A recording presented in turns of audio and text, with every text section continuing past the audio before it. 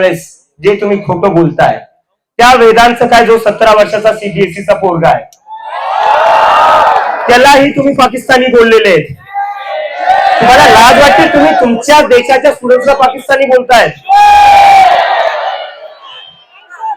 तुम्ही मला पाकिस्तानी बोलताय, तुम्ही सीबीएसईच्या स्टुडंट्सला पाकिस्तानी बोलताय. जे पत्रकार तुम्हाला प्रश्न विचारतात तुम्ही त्यांना पाकिस्तानी बोलता. जो विरोधी पक्ष ऑपोजिशन लढतोय तुम्ही त्याला पाकिस्तानी बोलता. ते इंडियन आहे कोण? भाजपचा आयटी सेल. आता मी येतो आपल्या महत्वाच्या अनाउन्समेंटवर. काल मी बऱ्याचशा स्टुडंट्सला भेटलो, एमपीएससीच्या स्टुडंट्सला भेटलो. त्यांच्याही खूप तक्रारी आहे या सरकारपासून. त्याच्यावर आम्ही एक 5 पॉइंट अजेंडा, 5 डिमांड ज्या आमचा एक्झाम मॅनिफेस्टो असणार आहे त्याच्यात आता मी तुम्हाला वाचून दाखवतो त्या डिमांड्स काय असणार आहे. पेपर लीक जेव्हा जेव्हा होईल तेव्हा प्रत्येक स्टुडंटला 10,000 देण्यात यावे. जर एखादी परीक्षा ऐन वेळी कॅन्सल झाली, लीक झाली किंवा पुढे ढकलली गेली तर विद्यार्थ्यांचा ट्रेन, बस, राहण्याचा खर्च आणि मानसिक त्रासाची भरपाई म्हणून सरकारने प्रत्येक विद्यार्थ्याला ताबडतोब 10,000 दिले पाहिजे. परीक्षा रिझल्ट जर एका महिन्यापेक्षा जास्त उशिरा लागला तर प्रत्येक विद्यार्थ्याला रिझल्टला जितके महिने उशीर होईल तितके महिने प्रति महिने 10,000 द्यावं लागतील. तुमचा इलेक्शनचा रिझल्ट एका महिन्यात तुम्ही लावता. तुमचा इलेक्शनचा रिझल्ट तुम्ही एका महिन्यात लावता. इलेक्शनसाठी तुम्ही स्पेशल ट्रेन काढतात. मग या स्टुडंटसाठी तुम्ही स्पेशल ट्रेन का नाही करत भरतीच्या वेळेस? का नाही करत?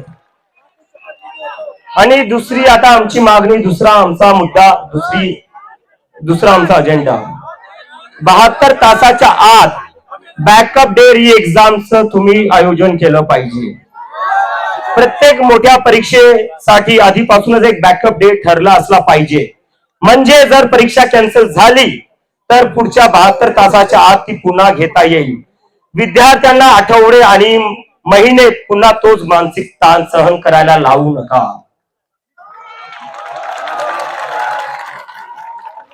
तिसरा आमचा मुद्दा आहे जे ओएसएम चालू आहे, ऑनलाईन चेकिंग. स्टुडंट्स आपल्या हाताने पेपर लिहित आहेत. चेक कसे होत आहेत? स्कॅन करून, फोटो काढून. कसं काय होणार आहे ते? तर जर पेपर स्टुडंट्स हाताने लिहित आहेत तर ते पण तुम्हाला फिजिकली चेक करावं लागतील. ते ऑनलाईन चेक करून चालणार नाही. याच्यामुळे जी धांदली झाली, जे सीबीएसई मध्ये धांदली झाली ती थांबली पाहिजे. आणि आता अजून एक मुद्दा आमचा, लेट होणाऱ्या परीक्षांसाठी वय मर्यादेत सवलत. जर तुम्ही परीक्षा लेट घेताय, तुमच्या परीक्षांचे निकाल लवकर नाही लागत आहे, त्याच्यासाठी कोणत्याही स्टुडंटचा एज लिमिट म्हणून त्याच्या ऑपॉर्च्युनिटीज गेल्या नाही पाहिजे. हे तुमचं फेलियर आहे, स्टुडंटचं नाही.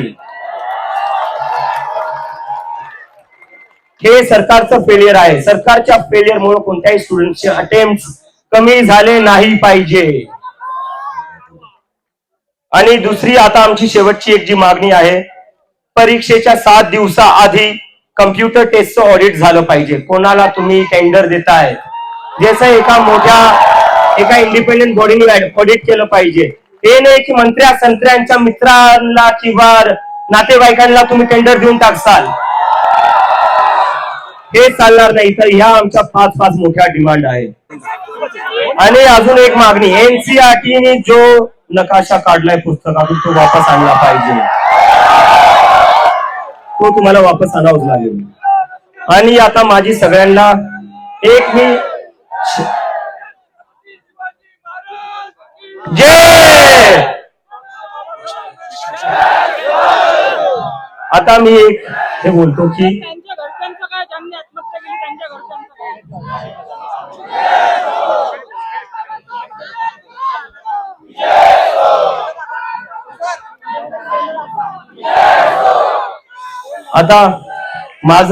आता मी थोडं मला एका खूपच सिरियस इश्यूवर बोलायचंय. जेव्हापासून आमची कॉक्रोच जनता पार्टी सुरू झाली तेव्हा एक हे सुरू झालं, deep state funding, George Soros funding, Pakistan funding. ठीक आहे, मानून घेतो एखाद्या वेळेस जे तुम्ही खोटं बोलताय त्या वेदांचं काय, जो 17 वर्षाचा सीबीएसईचा पोरगा आहे त्यालाही तुम्ही पाकिस्तानी बोललेले आहेत. तुम्हाला लाज वाटते? तुम्ही तुमच्या देशाच्या स्टुडंट्सला पाकिस्तानी बोलताय. तुम्ही मला पाकिस्तानी बोलताय, तुम्ही सीबीएसईच्या स्टुडंट्सला पाकिस्तानी बोलताय. जे पत्रकार तुम्हाला प्रश्न विचारतात तुम्ही त्यांना पाकिस्तानी बोलता. जो विरोधी पक्ष अपोजिशन लढतोय तुम्ही त्याला पाकिस्तानी बोलता. ते इंडियन आहे कोण? भाजपचा आयटी सेल.